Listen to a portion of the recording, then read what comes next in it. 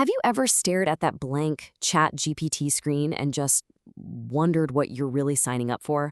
Well, if that's you, you're in exactly the right place. We're about to break down that very first step with this incredible AI and, what it actually means for you. It seems so simple, doesn't it? You type in a question, you hit that little paper airplane button, and boom, the magic happens. But what if I told you that behind that one simple click, there's a really important agreement being made? So, what really happens in that split second? That's the big question we're diving into today. And here it is. It's clean, it's simple, it's honestly pretty inviting. The best way to think about this screen is like the digital front door to a massive library. There aren't any complicated menus or confusing buttons. It's just designed to do one thing: get you talking. So, that big text box right in the middle, that's where you type what's called a prompt. And a prompt, well, it's just a fancy word for your instruction. It can be a simple question, like, what's the capital of Mongolia? Or it could be a creative command, like, hey, write me a short poem about a robot who's learning how to bake.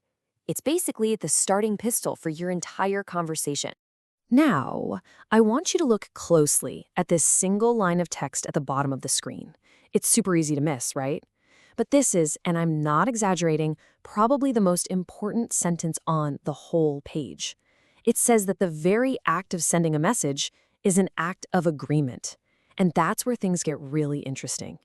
Let's call this a digital handshake. Think about it. You're not checking a box, you're not typing your name, but your action, just sending that message, is just as binding as a real handshake. It's this idea of an agreement made through doing something. And honestly, we do this all over the internet without even realizing it. And here's just how simple that handshake is. Step 1, you write. Step 2, you click. And step 3, you've agreed. So the big question is, what did you just agree to? Well, it's mainly two big things. First, the rules around your content. Basically, you own what you write, but you're giving OpenAI permission to use it to keep the service running and make it better. And second, your data. Your conversations, after being anonymized, become training material for the AI. It's kind of like a student's homework. Every single interaction helps the model get a little bit smarter for everyone else. Okay, so this brings up a really good question. If just sending a message as a guest counts as this digital handshake, what's the difference if you actually go through the trouble of creating an account and logging in? Is there a real benefit to making it a bit more, well, official? When you get right down to it, you've basically got two paths you can take. You can chat as a guest, which is great for a straightforward, no-frills, anonymous chat. Or you can become a logged-in user. And that, my friends, is where you unlock a whole bunch of really powerful features.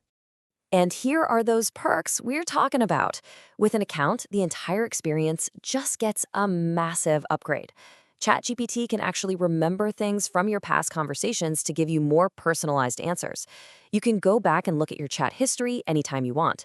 And you unlock brand new powers, like creating images just from a text description or even uploading files for the AI to analyze.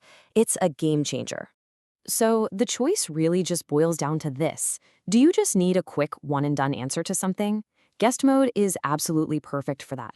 Or do you want a more powerful, customized assistant that actually gets smarter and more helpful the more you use it? In that case, creating an account is definitely the way to go. And all of this brings us to a final thought.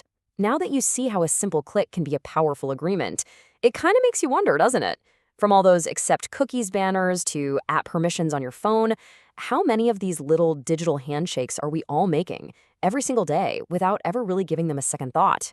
Definitely something to chew on.